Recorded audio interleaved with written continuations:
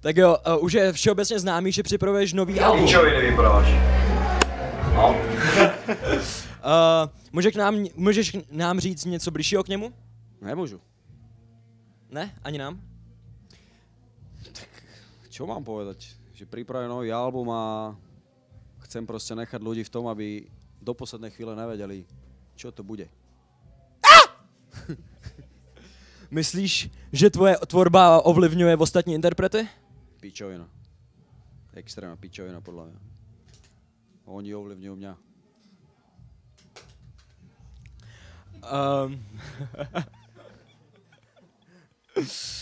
Už na podu jste říkali, že už jste tady po 14. ročník, takže v podstatě po celou délku festivalu. To si myslíš, že je na tomhle festivalu tak speciální? Jo? No, že som ťa vyjebal do rici. To by nebylo dobrý. Ne, jako... Nevím, prostě, že... je to tradícia. Možno aj povinnosť, česť. A že vlastne sme tu boli na začiatku, prvý rok. A sme tu stále každý rok a je to taký príjemný pocit a je to aj zaujímavé a je to aj halus. Lebo keď sa zoberie za 14 rokov, keby sa človek narodil na prvom ročníku, tak dneska už je 14-ročný puberťák. Chápeš to, že to je doba jak hovado. A koľko si mal rokov pred 14 rokmi? 3. Vidíš, to hovorí za všetko. Takže takúto to má váhu, chápeš? A dneska robí so mnou rozhovor. Docela dlouhá doba.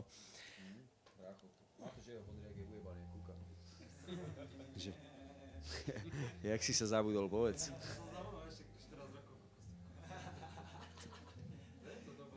Tedy si honil už? Tedy si honil už?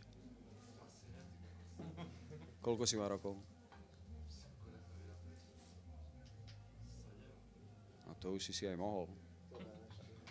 To si iba zistil, keď si láhol na brucho, že ti to robí dobre. Že ťa to štekli. No. A teď si vlastně vydal nový svůj dokumentární film. A jaký to je takhle se otevřít vlastně před celýma 2 národama? Bráško, tak, jak aj predtým. Celý čas som to robil. Dával som karty na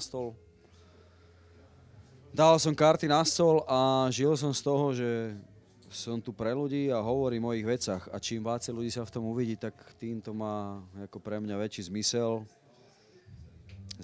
A keď niekto príde aj za mnou, že sa počul v mojom texte, alebo že sa videl v nejakom klipe, alebo v niečom, tak proste to sú presne tie pocity, pre ktoré to robím. Takže preto. A teďka, jestli můžem dát... můžem dát otázky, anebo? Buď anebo. Tak jo, takhle dáme do té kamery. Tady mikrofon.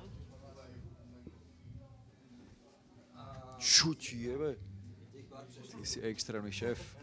A dneska si hral tenis. Hral si tenis dneska? Minulý týden. Ale si sa zabudol prezliec. Punkovej styl tady na festivalu. Jasne.